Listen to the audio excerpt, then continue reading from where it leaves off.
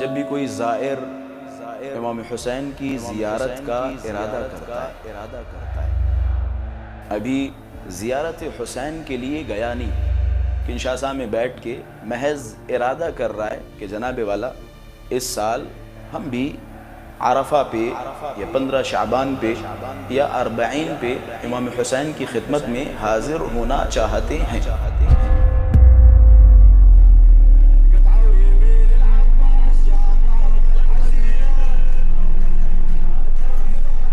جب بھی کوئی زائر زیارت حسین کا ارادہ کرتا ہے احتنکہ الملائکہ، دنیا پروٹوکول کی باتیں کرتی ہے، جناب پروٹوکول۔ ایک مولانا صاحب اگر کسی مجلس کے لیے جا رہے ہیں تو 4-5 گاڑیاں ہونی چاہیے، 2-4 لڑکے ہونے چاہیے، اگرچہ خطرہ ہو نہ بھی ہو، کیونکہ پروٹوکول ضروری ہے۔ اما جب ہمارا اور تمہارا پروٹوکول ہو سکتا ہے تو زائر حسین کا کوئی پروٹوکول نہیں ہے، کوئی پروٹوکول نہیں ہے۔ کہتے جب بھی کوئی زائر زیارت حسین کا ارادہ کرتا ہے ملائکہ اسے چاروں طرف سے گھیر لیتے ہیں، صرف ارادہ کرنے پر ملائکہ چاروں طرف سے گھیر لیتے ہیں۔ جیسے اس کا پہلا قدم امام حسین کی زیارت کے لیے گھر سے نکلتا ہے، ملائکہ اس کے سارے گناہوں کو لیتے ہیں اپنے ہاتھوں میں، انتظار کرتے ہیں ذرا بڑھو تو صحیح۔ ارادہ کیا امام حسین نے تمہیں پروٹوکول سے نواز دیا۔ پروٹوکول کیا ہے؟ یہ گاڑیاں شاڑیاں، یہ لوگ، یہ گن مین، یہ سارے کے سارے ملائکہ کے سامنے کچھ نہیں ہے جو ایک زائر کا پروٹوکول ہے۔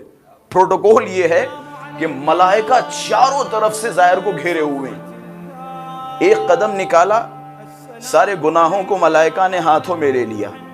جیسے جیسے یہ قدم حسین کی طرف بڑھتا جاتا ہے ملائکہ گناہوں کو محو کرتے رہتے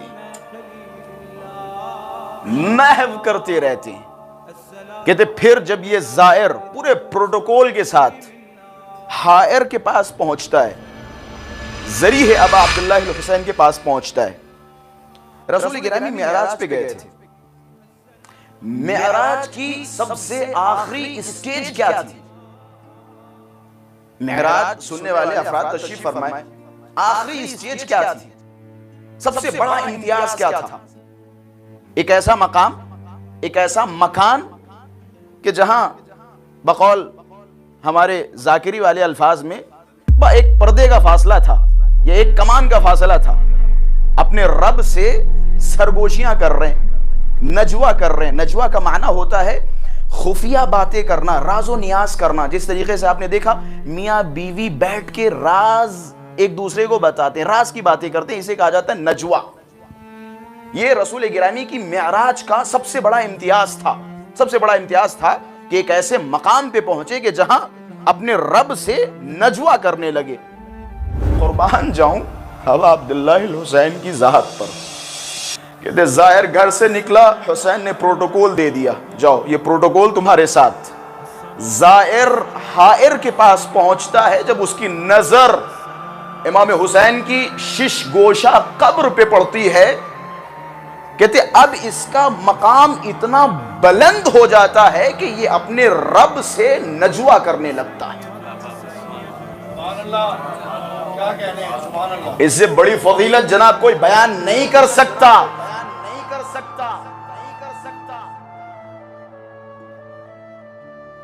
اپنے رب سے نجوہ کرنا، رب سے سرگوشیاں کرنا کوئی معمولی بات ہے؟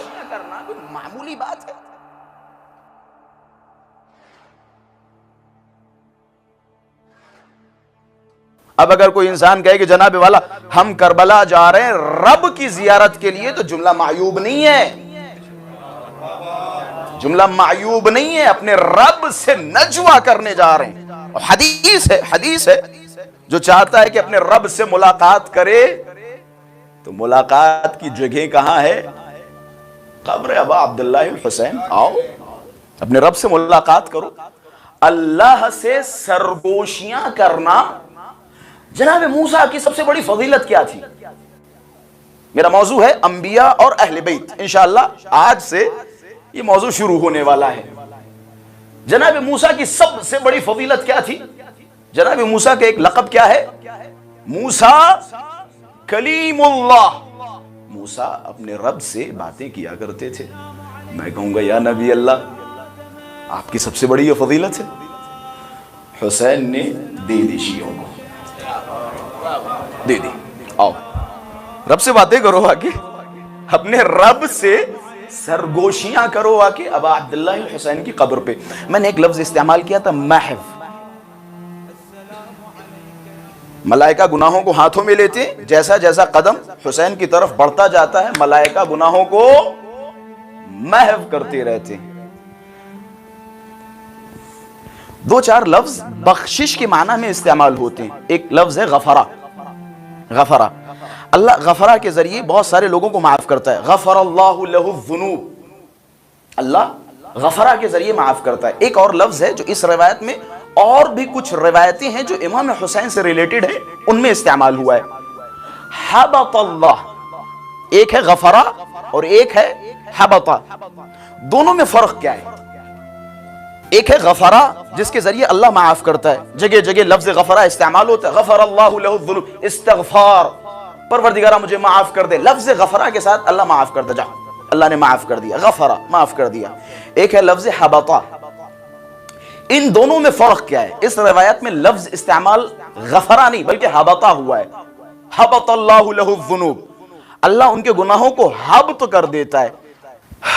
اگر زیارتوں پہ جاتے وقت یہ روایت یا یہ نتیجہ یاد آئے تو بندہ یہ حقیر کو اپنی دعاؤں میں ضرور یاد کیجئے گا.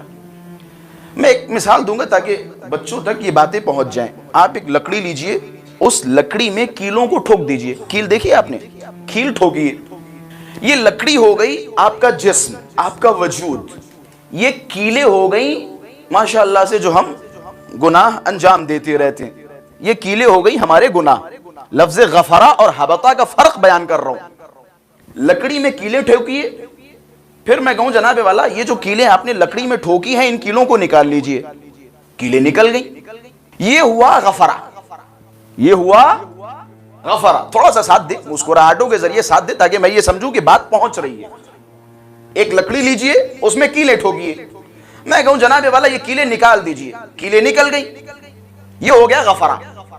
یعنی یہ لکڑی ہے تمہارا وجود, یہ کیلیں ہیں تمہارے گناہ, اللہ نے معاف کر دیا, کیلیں نکل گئی. گناہ معاف ہو گئے, کیلیں نکل گئی. سمپل لفظ غفرہ کو سمجھانے کے لیے سوال, جناب کیلیں تو نکلی ہیں لیکن وہ سوراخ جو لکڑی میں ان کیلوں کی وجہ سے ہوئے تھے, کیا وہ سوراخ ختم ہو گئے؟ کیا وہ سوراخ مٹ گئے؟ کیا اللہ نے معاف کر دیا؟ معاف کر دیا. لفظ غفرہ کے ذریعے معافی کی بات کر رہا ہوں. اللہ نے معاف کیا, لیکن وہ گناہ جو تم نے کیے تھے ان کے جراثیم اور ان کے اثرات تمہاری باڈی میں موجود ہیں. قربان جاؤں لفظ حبطہ پر. اللہ کہتا ہے زائر حسین کو اللہ غفرہ کے ذریعے نہیں حبطہ کے ذریعے معاف کرتا ہے. ایسے معاف کرتا ہے کہ جیسے تم نے گناہ کیا ہی نہیں. ایسے معاف کرتا ہے کہ جیسے تم نے گناہ کیا ہی نہیں. اللہم صلی علی محمد و آل محمد. ایسے معاف کرتا ہے کہ جیسے تم نے جناب والا لکڑی میں کیلیں ٹھوکی ہی نہیں. ایسے معاف کرتا ہے. اور میرے خیال سے اس موضوع پر دلیل کے طور پر ہزاروں روایتیں ہماری نظروں کے سامنے ہیں جو اس موضوع اور اس پر دلیل بن سکتی ہیں. فار ایگزامپل میں ایک حدیث سنا کے گزرتا چلوں.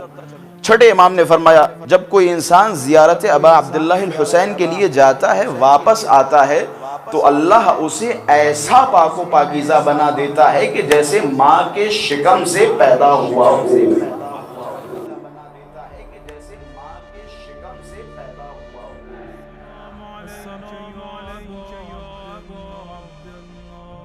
السلام عليك يا ابن رسول الله. السلام عليك يا